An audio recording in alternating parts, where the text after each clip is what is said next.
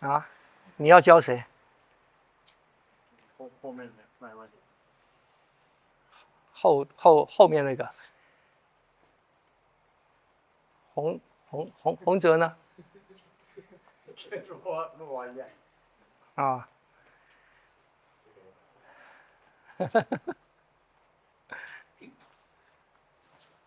如果我真正在大陆发展的话，3个我通通教。3个我通通教，知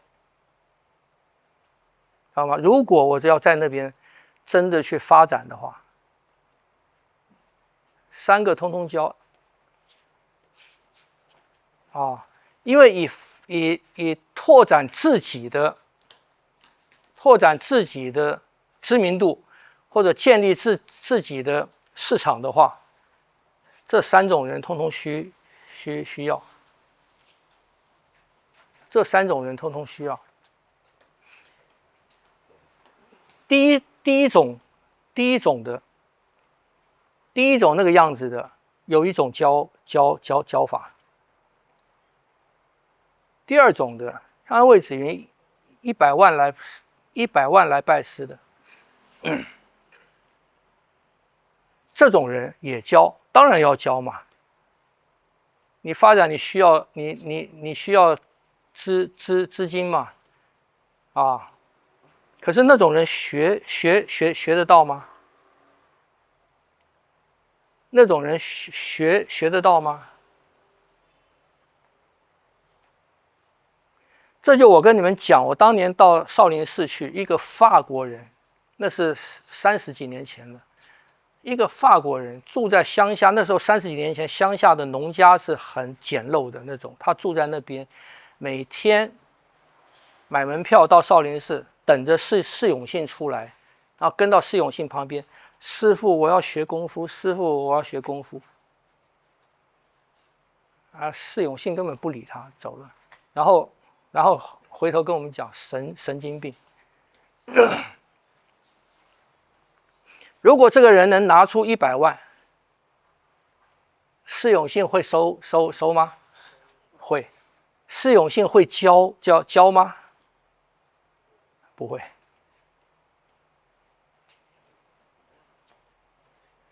不会的，因为要有持续的100万，这就叫做放长线是干什么啊？是钓大鱼啊！放长线不会钓小鱼，钓到大鱼你会放吗？啊？钓到大鱼不会放。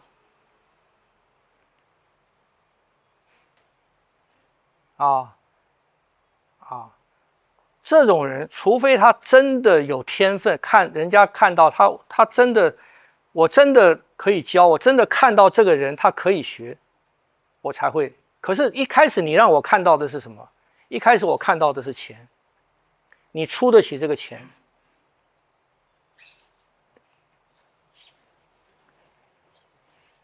就像我有朋友，他说他的老师跟他的师爷他们只收有钱人。只收有钱人，那你只收有钱人，请问这些有钱人学得到吗？我看到现在那些人教出来的没有学到，什么原因？因为是大鱼啊，教的很有限嘛，你只教有钱人，只教能拿出100万的这种人是很有限的嘛，是不是这样子？很有限的，我当然要留身边啊。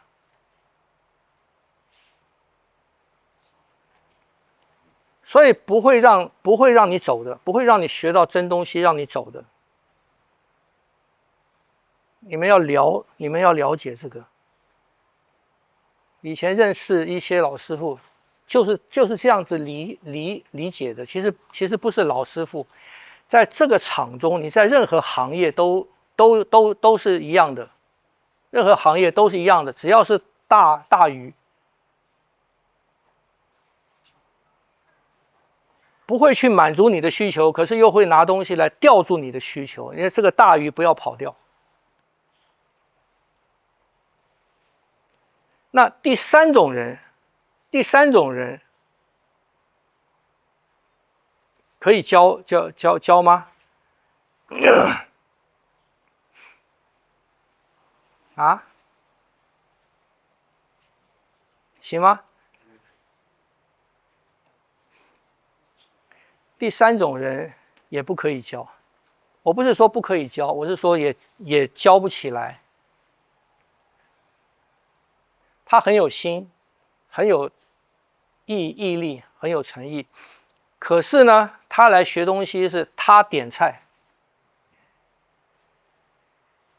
我就要学骑马步。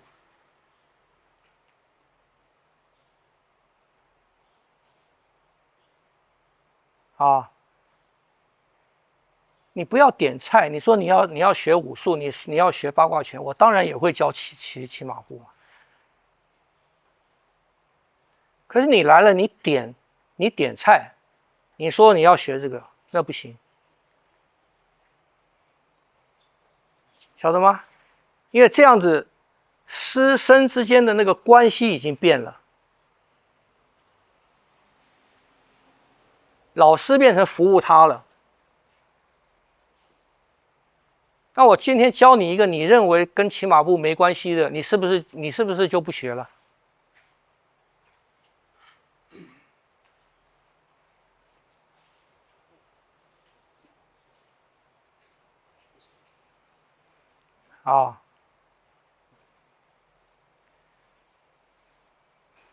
所以第一个上海的那个，他说因为不懂才要学嘛。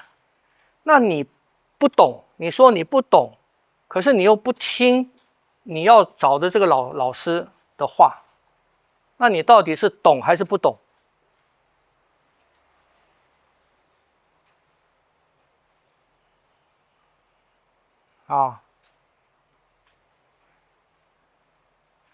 所以教跟学这两个方面，除非我要商业化，就是说我刚才讲了，我如果到大陆去发展，这三种人我通通教。为什么原因？因为我是一个外来的嘛，我要很快像魏子云那样子，我要很快的在那边打下一片市场，我很快的要扎下根来。你要扎下根来，三教九流的人你都要有。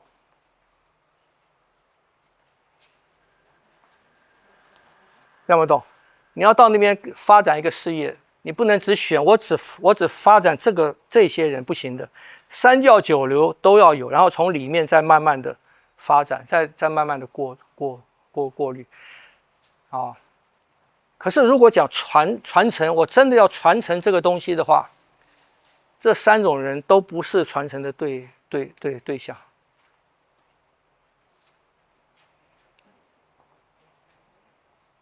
因为什么？因为都学不进去东西的，他自己的头脑里面已经有他一个既定的认知了，有既定的认知跟想法了。你应该教我什么？你应该怎么教我？他自己有他的一个认知了。这种人你想教也没办法教啊。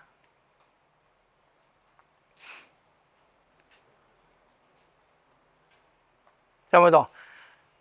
这就是大家都知道那个道理嘛。你一杯水满了，你怎么再往里装呢？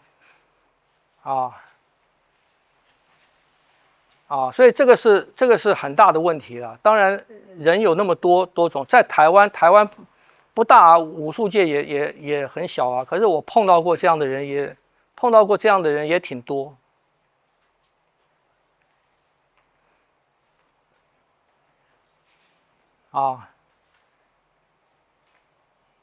所以这是我们的一个困难呐。因为我这次到大陆去，我本来本来都不想，我这次去都没有跟当地武术界的人交往啊、认识啊什么的都没有，因为我真的不了解那边的情况啊。当面接触之下大家的认知差异到底有多大？到底有多大？我不知道。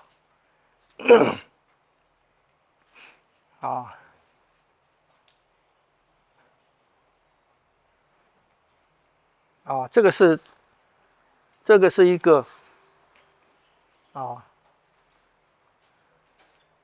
跟那个谁道家那个谁啊，说他一辈子教一个徒弟嘛，王重阳还是谁啊？然后他说他要下山去找徒弟，要教很多人，结果下山走了一圈回来，他师父说：“你找到徒弟了吗？”没有。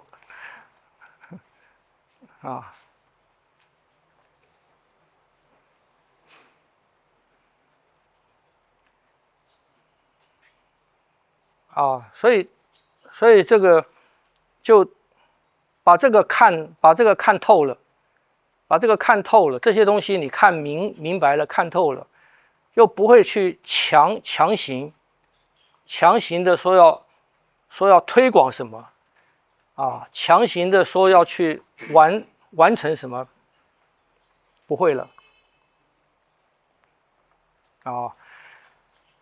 因为我们不能去过滤那么多人，我们没有时间去接触这么多这样的人，然后一个一个去过滤他，我们没有那个时间的